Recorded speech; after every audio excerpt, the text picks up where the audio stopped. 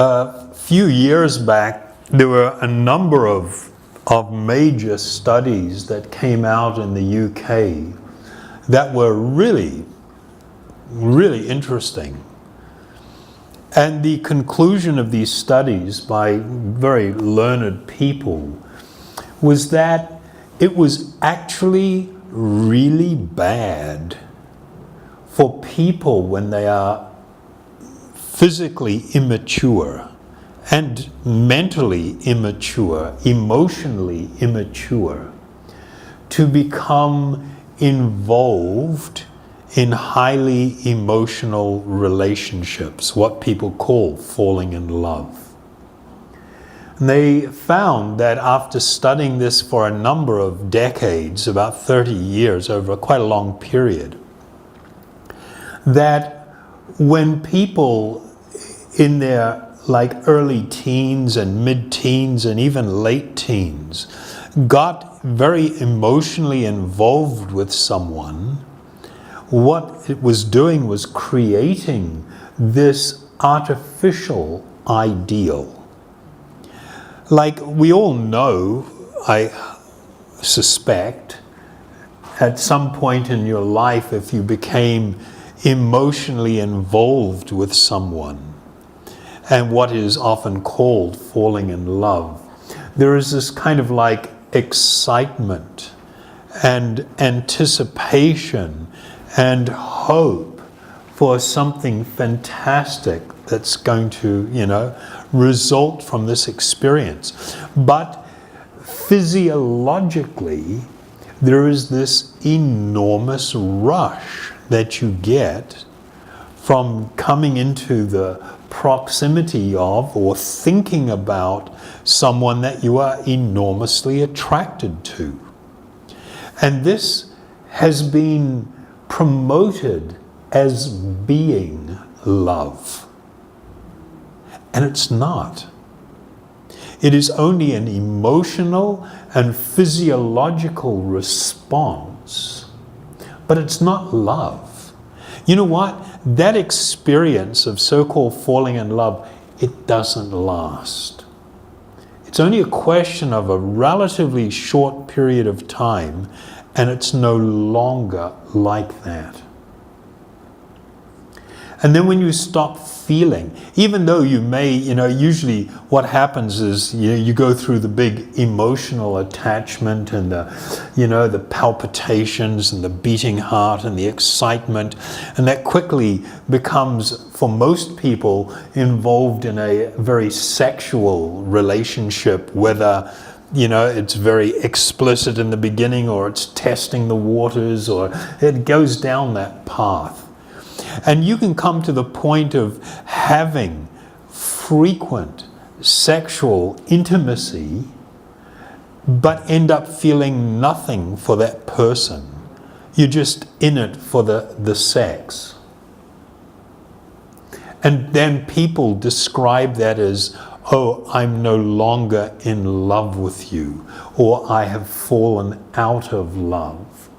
And because I'm not having that physiological and mental response to things, I am no longer in love, so I should leave you and I should look for someone else that gives me that experience, because that's love. And this is such a lie. There is so much untruth to that. And when people begin to experience it when they're quite young, they become addicted to this emotional response. I mean, you get all these endorphin rush. My God, it's the same as smoking pee. Why do people smoke pee? Even though they're totally wasted and completely out of it and are becoming so degraded. Every time you have a hit, you just get this unbelievable rush of endorphins, which makes you assume that everything is okay, that you are experiencing happiness. It's not happiness. We've talked about this before. I mentioned that brilliant interview with, what's that English comedian? Russell Brand. You know, where he says, you know, he was just like totally into cocaine and heroin and alcohol. He loved it so much, he said it was killing him. And it took a long time for him to understand that pleasurable sensation is not the same as happiness. So you can keep ingesting drugs and alcohol to get that pleasurable sensation and be utterly miserable and even suicidal. So there is this distinction, but everything has become so fuzzy to us because of the way in which we live, the way in which society is heading. There was some actually great benefit to the way people used to be when they were more sedate, when they were more restrained. Even the relationships, and I'm not saying all, but there was this increased possibility of more settled, mature, and affectionate relationships when I wasn't just totally focused on what I'm getting out of it. So going back to that study in the UK, when people are really focused, kids, when they have this experience of getting really close to someone and very emotionally involved, what they call as love, and then they go through the experience that it comes to an end, and then they want to feel that again, and so they look for somebody else to fall in love with. Well, I'm sorry, that's not love. That's got nothing to do with love. Love is something else. The great yogis and mystics, they were very focused on actual love. That thing that is so elusive, that thing that draws us, that we're all looking for and aspire to experience. They described it as actually a spiritual experience. So rather than me having a physical or a mental experience that elates me a little inside, but will pass, and I'll crash and burn after some time and realize that the person that I thought I was in love with is an absolute dick. And it's making my life miserable. I mean, we get so focused on the superficiality because it's so intense and it's very real to us and it's really there, that we lose sight of what it is that's really driving us deep inside. The desire to love and to be loved is a spiritual desire. It is the desire of the soul itself. And it will only ever be properly fulfilled on a spiritual level.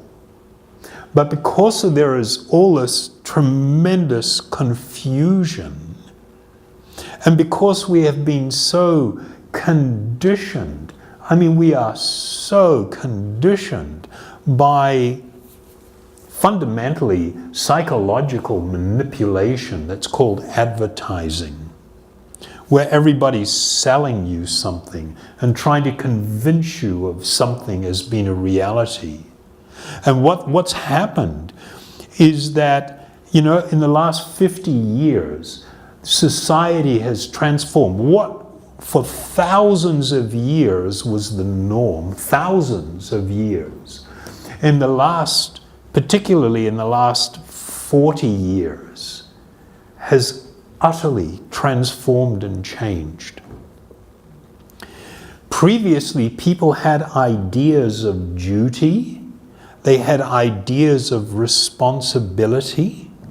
They had this understanding that I am not the center of the universe.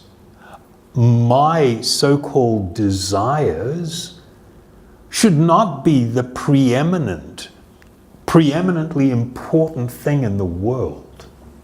But I act as if it is. I put my so-called interest, and I don't even know who I am. I'm confused about that. But what I think is my interest, I put that at the forefront. If you make me feel good, I love you. If you no longer make me feel good, I'm sorry, I don't love you anymore. I've fallen out of love. In the yogic texts, this was actually called lust. Now, in the Western world, with the Christian sort of framework of things, mostly lust is perceived in relation to sexual activity. But in the Vedic texts, lust meant intense personal desire.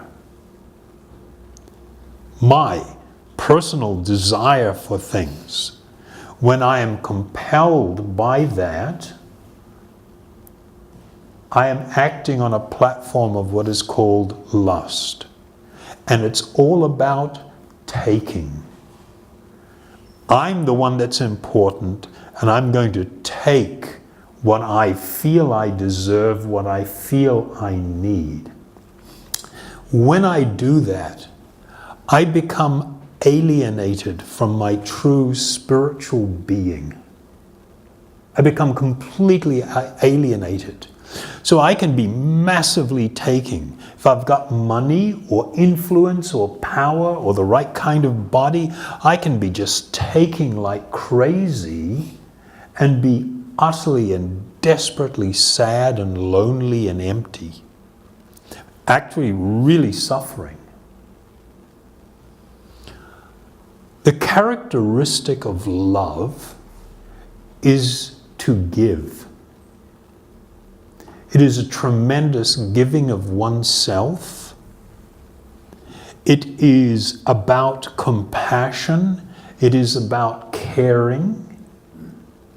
It is about tremendous intimacy.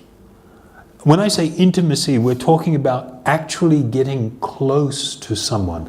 We don't even like getting close to anybody. I'm afraid to open my heart to someone because I know there's a good chance it's going to get stabbed, electrocuted, poisoned, who knows what. I have an easier time building a relationship with an animal than I do with a human being. That is not a healthy thing. There's nothing wrong with showing affection to animals. We should feel affection. We should feel affection for everyone.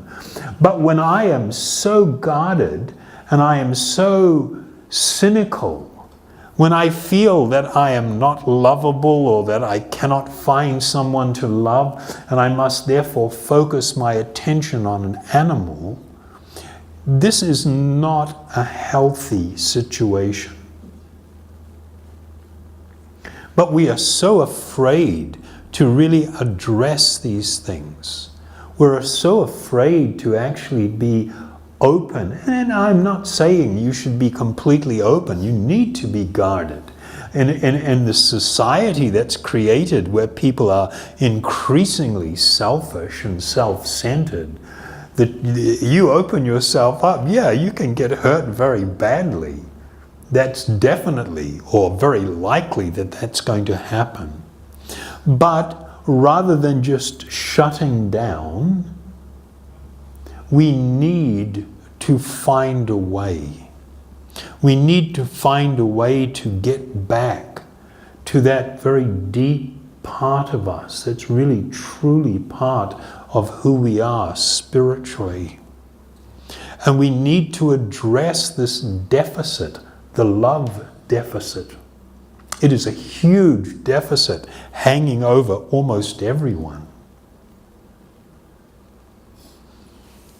Because of the limit in time, I'm only here to sort of like prod you a little bit and maybe throw out some ideas for you to sort of like contemplate and consider.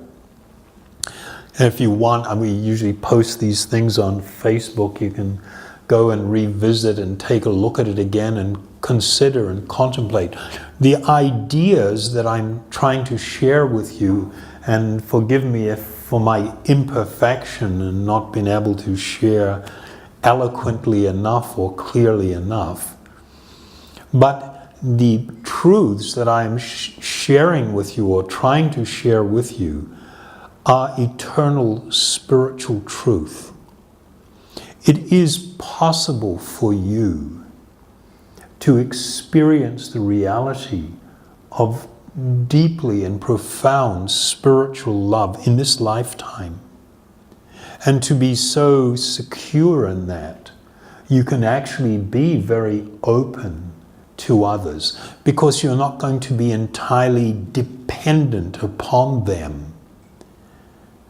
We become dependent on others. We think, oh, if I just could love that person, or if I could love this person, or if I could find the right person to, the perfect match for me, who I hope is out there somewhere, then my life will be perfect. No, the person that you need to love is the spiritual personality of Godhead, who resides within your own heart.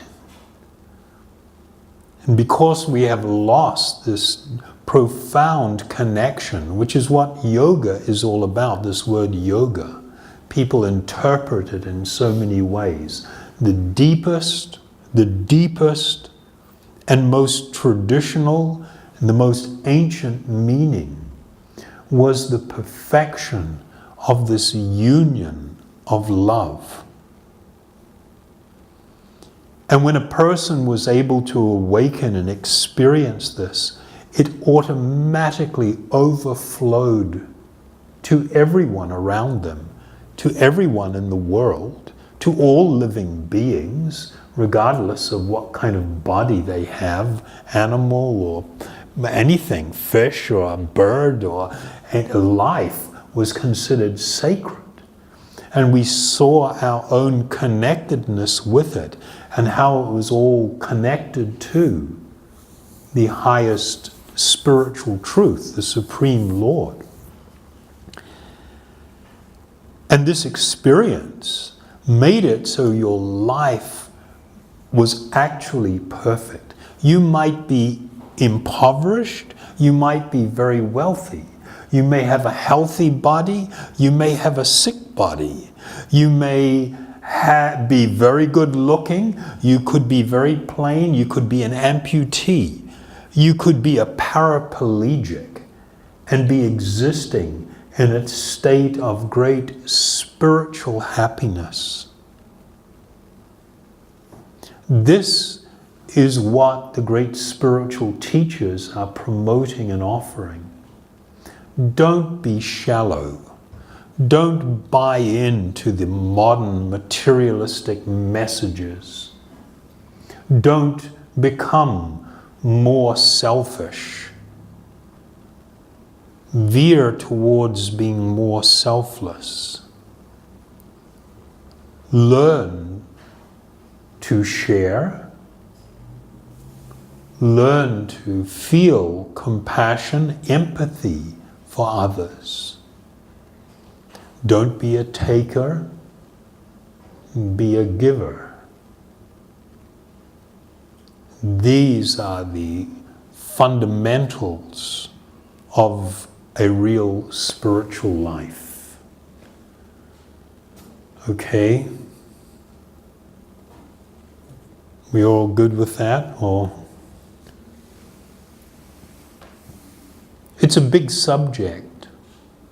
But, you know, these activities that we're engaged in, this chanting of mantras, it's not just a fluffy, casual thing, although we just come here and hang out and that's all cool, that's fine.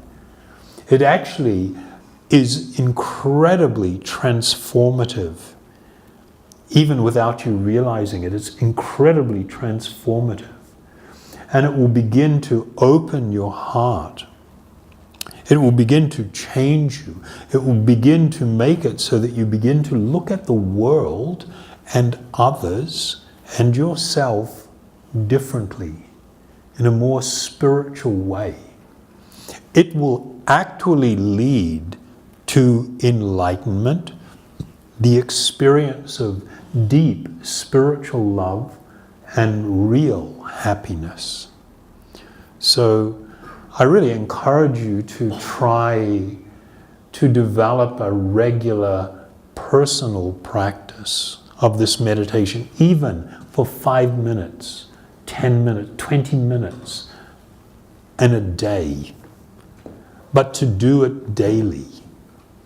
This is what will be most effective in beginning to bring this transformation and making it so that whatever's clouding and covering our eyes and our mind, our vision, begins to lift and begins to dissipate. We begin to see everything differently. And for that, towards that end, I recently just put out a series of videos to try and teach people this process of mantra meditation, and a couple of little sessions that you could use to help you developing a daily practice. Haribol.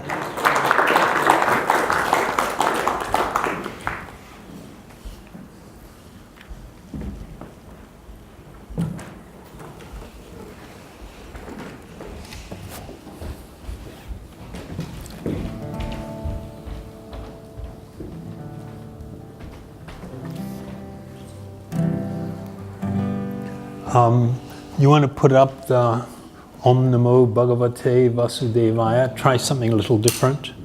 A very ancient and powerful mantra. Om Namo Bhagavate Vasudevaya. And we sing Om Hari Om. So I think it'll be up there in a second.